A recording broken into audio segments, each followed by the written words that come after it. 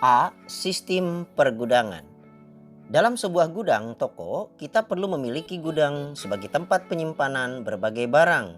Gudang identik dengan suatu bangunan yang dapat digunakan untuk menyimpan barang, baik dalam jangka dekat maupun jangka panjang.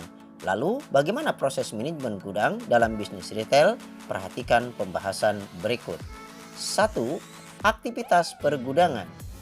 Aktivitas utama yang dilakukan dalam sebuah gudang retail sebagai berikut. A. Penerimaan, receiving. Pada bisnis retail, proses penerimaan merupakan aktivitas awal yang dilakukan dalam gudang sebagai tempat penerimaan barang. Prosesnya menjadi sangat vital karena gudang sebagai pintu gerbang awal barang masuk hingga nantinya akan digunakan untuk proses produksi atau untuk dijual. Ketika akan ada kesalahan dari proses ini, tentu sangat berpengaruh pada proses-proses berikutnya. Kesalahan yang mungkin bisa terjadi pada proses penerimaan antara lain kesalahan dalam jumlah dan jenis barang pesanan tidak cocok sesuai dengan purchase order atau PO, kerusakan fisik pada barang, serta ketidaklengkapan dokumen barang. Makin banyak volume barang yang masuk akan memungkinkan timbulnya kesalahan dalam proses tersebut. Dengan demikian, harus dibuat manajemen atau suatu sistem yang teliti dan ketat untuk mengatur setiap langkah dalam proses penerimaan. B. Penyimpanan atau dispatch. Pada proses penyimpanan barang, hal yang harus diperhatikan yaitu mengenai kriteria atau sifat barang yang akan disimpan itu sendiri. Prosedur ini menuntut adanya perhatian, sumber daya, sumber dana, dan waktu ekstra guna menjamin sistem penyimpanan yang baik.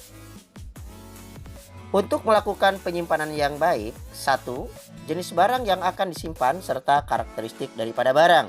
Hal utama yang harus diperhatikan yaitu barang yang akan disimpan dalam bentuk makanan atau food dan bukan makanan atau non-food item, ataupun justru kedua-duanya. Beberapa karakteristik barang yang harus diperhatikan dalam penyimpanan barang yaitu volume dari barang yang akan disimpan, contoh apakah dalam bentuk tonase atau kubikasi, frekuensi dan ukuran atau banyaknya pengiriman yang akan diterima di gudang, frekuensi dan ukuran atau banyaknya pengiriman yang akan dikirim atau dikeluarkan dari gudang, lingkungan pergudangan dan kondisi bangunan.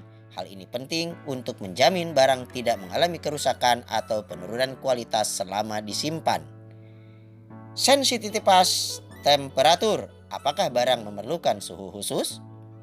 Apakah barang yang akan disimpan termasuk kategori barang berbahaya atau tidak? Juga bahan baku dari bahan apakah termasuk bahan berbahayakah? 2. Banyaknya barang yang akan disimpan untuk perhitungan luas tempat yang diperlukan. Perhatikan ukuran dan berat barang termasuk kemasannya, jenis dan kemasannya. Apakah perlu tempat khusus untuk memasang kemasan baru, pemasangan label, dan lain sebagainya. Berikutnya, 2. Gudang penyimpanan dan gudang distribusi. Klasifikasi gudang secara umum dibagi menjadi 3. Pertama, berdasarkan kepemilikannya, yaitu gudang milik sendiri atau gudang milik orang lain. Nomor kedua, berdasarkan tempat. Ada gudang pabrik, ada gudang toko, ada gudang pelabuhan. Gudang pabrik yaitu gudang yang tepatnya di kawasan pabrik atau industri. Gudang toko yaitu gudang yang tepatnya menyatu dengan atau berada di kawasan toko pemiliknya. Kemudian gudang pelabuhan adalah gudang yang berada di kawasan pelabuhan. Gudang jenis pelabuhan dapat dibedakan menjadi Interport, FIM atau Dock Company, Freeport, dan Banded Warehouse. Kemudian yang nomor ketiga, berdasarkan jenis barang yang disimpan. Ada gudang bahan baku, ada gudang kain, ada gudang perlengkapan, dan ada gudang mesiu. Ya, ini biasanya berhubungan dengan masalah persenjataan. B. Memilih sebuah gudang. Pertimbangannya, 1. Mempertimbangkan peraturan legislasi yang berlaku. Misalnya, peraturan kesehatan dan keselamatan kerja, peraturan tenaga kerja, peraturan penyimpanan untuk obat-obatan dan sejenisnya, peraturan mengenai penyimpanan barang-barang yang masuk kategori barang berbahaya atau mengandung bahan berbahaya, dan berikutnya peraturan mengenai bangunan atau sejenisnya. 2. Memilih lokasi gudang yang cocok. Untuk memilih gudang yang cocok, pertama, penempatan persediaan. Apakah barang itu product oriented location atau market oriented location? Maksudnya, perlu dekat dengan lokasi atau berdekatan dengan pasar. 2. Penempatan peralatan. 3. Jenis fasilitas dan lokasi gudang. Nomor keempat, kondisi bangunan gudang harus baik. Kemudian nomor kelima, keamanan. Dan nomor keenam, layout atau tata letak di dalam suatu gudang. 3. Proses penerimaan dan penyimpanan barang di gudang. Prosesnya antara lain tahap-tahap penerimaan sebagai berikut. 1. Setiap barang datang harus dimasukkan dulu ke gudang sementara atau temporary warehouse untuk diperiksa sesuai faktur atau bukti kirim. 2. Barang dikelompokkan sesuai dengan jenisnya. Selanjutnya barang yang baik segera dikirim ke gudang, tetap dengan disertai surat pengantar khusus yang berisi daftar nama barang, jenis barang, spesifikasi barang, harga barang, dan instruksi cara penyimpanan barang. Nomor ketiga, pada barang yang tidak memenuhi syarat maka diretur atau dikembalikan kepada perusahaan pengiriman disertai surat retur untuk barang yang bersangkutan. Proses penyimpanan barang di gudang. Tahapannya, pertama, barang-barang yang telah mengalami proses pengecekan diterima dan disusun atau disimpan sesuai dengan spesifikasi serta petunjuk instruksi penyimpanannya. 2. Barang-barang tersebut dicatat dalam kartu atau buku gudang, di mana setiap jenis dicatat pada satu buku saja atau satu kartu saja. Kartu tersebut berfungsi untuk mencatat barang masuk atau keluar. 3. Pemeriksaan fisik dilakukan oleh kepala gudang dan jumlahnya dicatat dalam pembukuan khusus guna memudahkan pengendalian atau pengontrolan. 4. Penyimpanan dan pemeliharaan barang di gudang. Prosedur penyimpanan barang di dalam gudang yang harus dilakukan perusahaan retail dapat dikategorikan: A. Kategori golongan barang, B. Kategori subgolongan barang, C. Kategori jenis barang, D. Kategori merek atau cap dagang. Bagi perusahaan kecil yang keadaan modalnya tidak memungkinkan untuk menyediakan tempat atau peralatan khusus, dianjurkan memilih barang-barang dagangan untuk persediaan dengan cara penyimpanan dan pemeliharaannya tidak terlalu rumit. Namun, bagi perusahaan skala menengah dan besar, beberapa tindakan khusus yang perlu diperhatikan dan dilakukan dalam rangka pemeliharaan barang di gudang antara lain: menyimpan barang pada tempat yang telah disediakan sesuai golongan dan jenisnya. B. Menyediakan tempat atau ruangan yang memenuhi syarat. C. Memberikan penerangan atau lampu yang cukup. D. Mengatur suhu atau temperatur udara dalam ruangan penyimpanan barang. E. Menyediakan peralatan berupa lemari, lemari pendingin, lemari pemanas, meja, rak, dan lain sebagainya. F. Membuat kartu laporan keadaan tempat dan jangka waktu penyimpanan barang. G. Menempatkan petugas-petugas khusus untuk memelihara dan memeriksa keadaan tempat penyimpanan dan keadaan barang yang disimpan. H. Menempatkan atau memasang keadaan darurat atau tanda-tanda darurat di antaranya berupa alarm bahaya kebakaran, alat pemadam kebakaran, alarm pencurian, dan lain sebagainya, termasuk CCTV dan lain sebagainya. Kemudian I. Menjaga kebersihan dan keamanan barang yang disimpan. Bagian B. Aktivitas manajemen pergudangan. 1. Proses administrasi pada gudang. Kegiatan yang tidak kalah penting dalam gudang adalah administrasi gudang.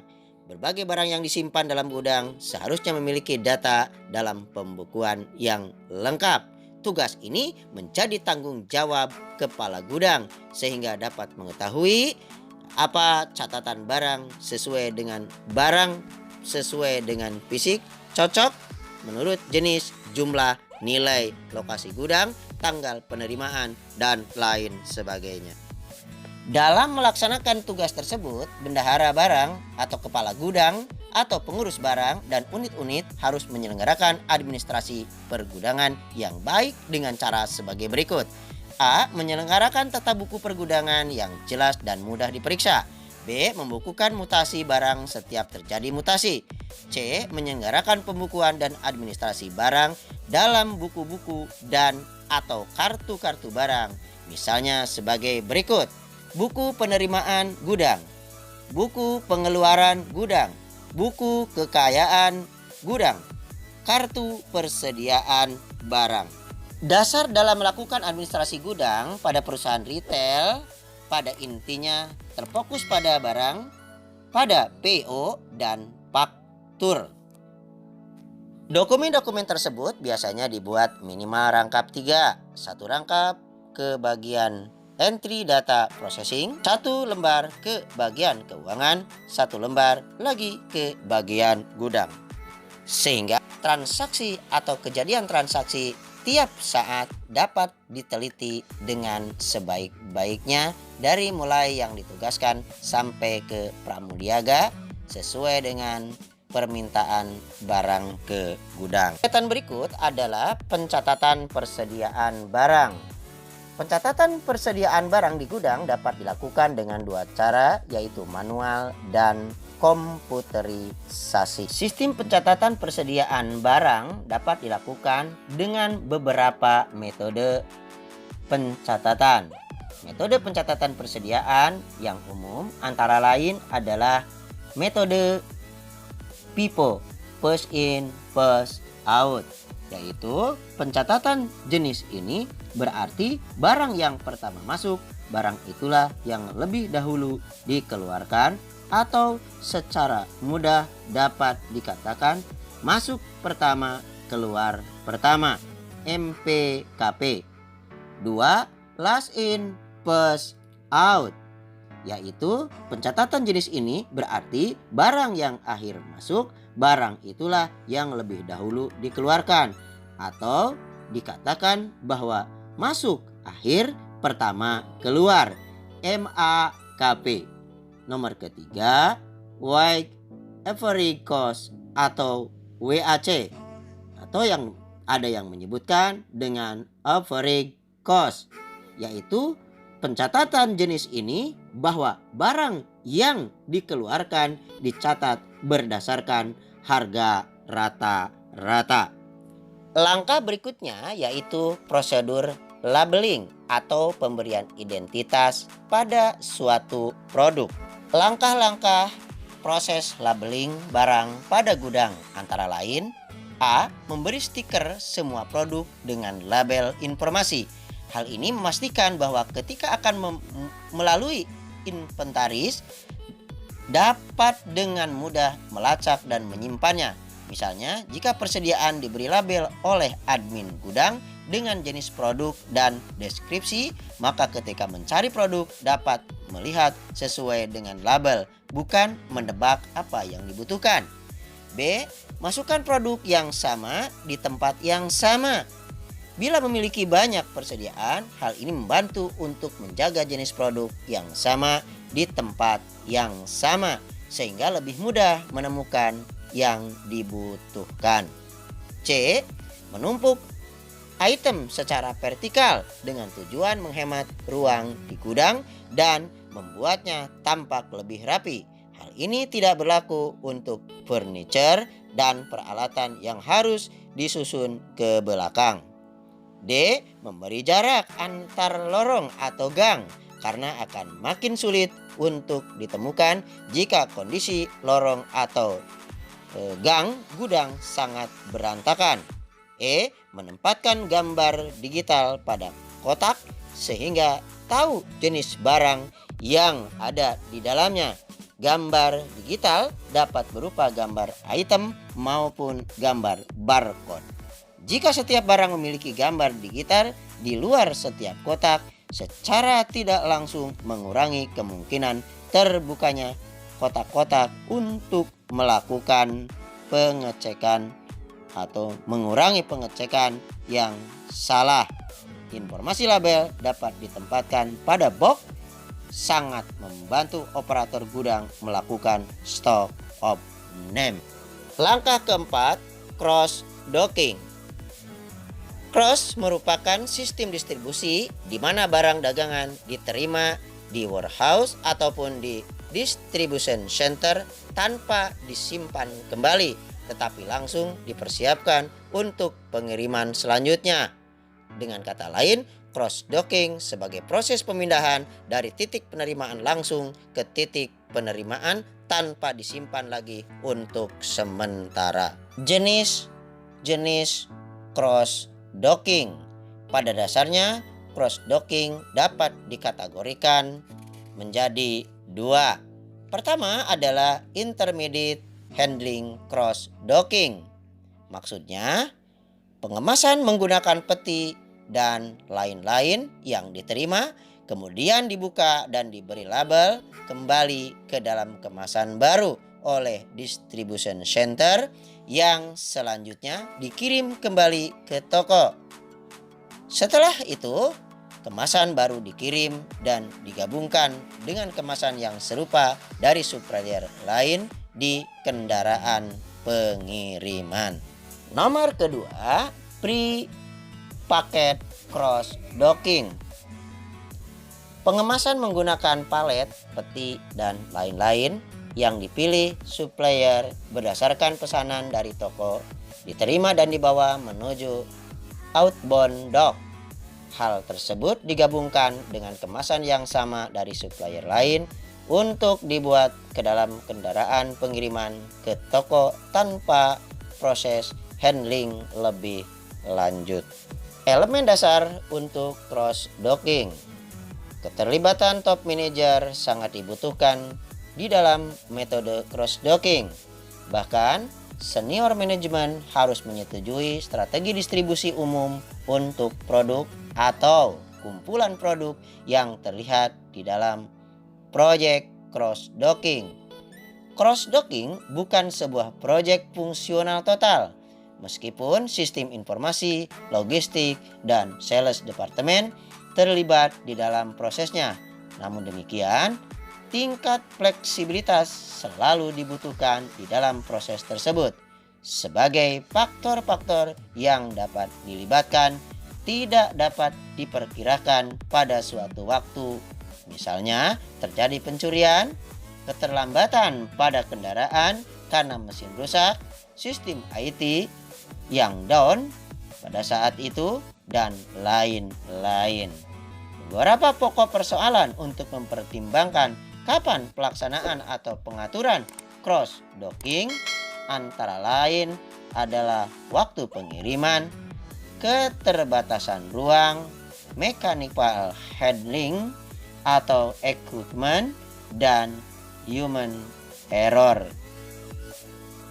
Demikian para siswa sekalian, mudah-mudahan walaupun dalam keadaan singkat tetapi dapat bermanfaat. Lengkapilah dengan buku dari perpustakaan. Jangan lupa. Assalamualaikum warahmatullahi wabarakatuh.